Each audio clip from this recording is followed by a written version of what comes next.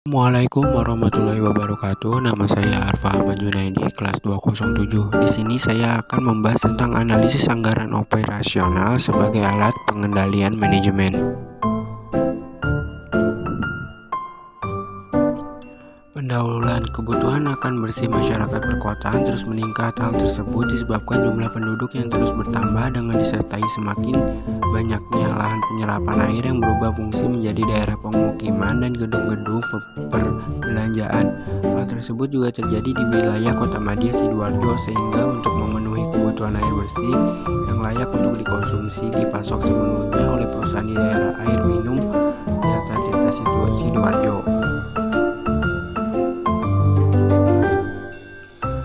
Pertama itu ada pengertian anggaran, yang kedua ada tujuan anggaran, yang ketiga ada manfaat anggaran, yang keempat ada karakteristik anggaran, yang kelima ada fungsi anggaran, dan yang keenam ada macam-macam anggaran. Yang pertama itu ada pengertian anggaran.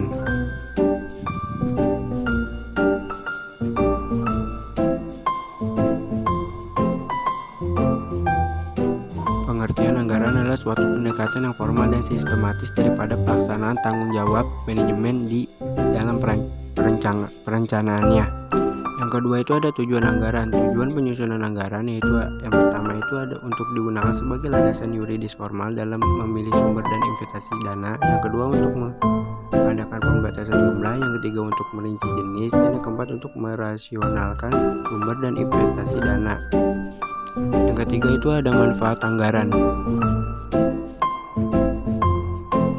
Manfaat penyusunan anggaran menurut Navarin adalah sebagai berikut. Yang pertama, dapat digunakan sebagai alat menilai kelebihan dan kekurangan pegawai, menimbulkan tanggung jawab tertentu pada pegawai, dapat memotivasi pegawai, dan alat pendidikan bagi para manajer. Yang keempat itu ada karakteristik anggaran. Yang pertama adalah anggaran dinyatakan dalam satuan keuangan dan satuan selain keuangan. Dan yang kedua, anggaran umumnya mencakup jangka waktu 1 tahun. Yang ketiga, anggaran berisi komitmen atau kesanggupan manajemen. Yang keempat, usaha anggaran direview dan disetujui oleh pihak yang berwenang lebih tinggi dan dari penyusun anggaran.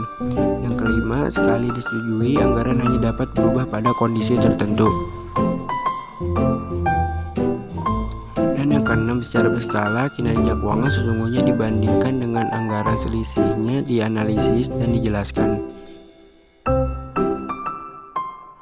Yang kelima itu ada fungsi anggaran. Fungsi anggaran terbagi menjadi 3, yaitu fungsi pelaksanaan, fungsi perencanaan, dan fungsi pengawasan. Yang keenam itu ada macam-macam anggaran. Navarin, anggaran dapat dikelompokkan dari beberapa sudut pandang sebagai berikut. Yang pertama, menurut dasar penyusunan, menurut cara penyusunan, menurut jangka waktu, menurut bidangnya, dan menurut kemampuan penyusun. Pengertian penganggaran perusahaan, organisasi penyusunan anggaran, prosedur penyusunan anggaran, proses pengendalian anggaran, dan evaluasi anggaran.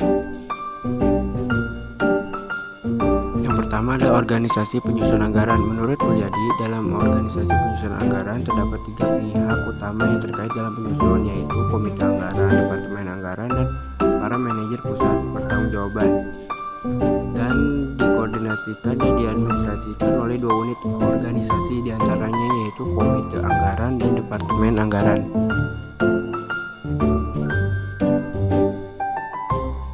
Prosedur penyusun anggaran. Menurut Navarin, prosedur penyusun anggaran dijelaskan dalam beberapa tahap berikut ini.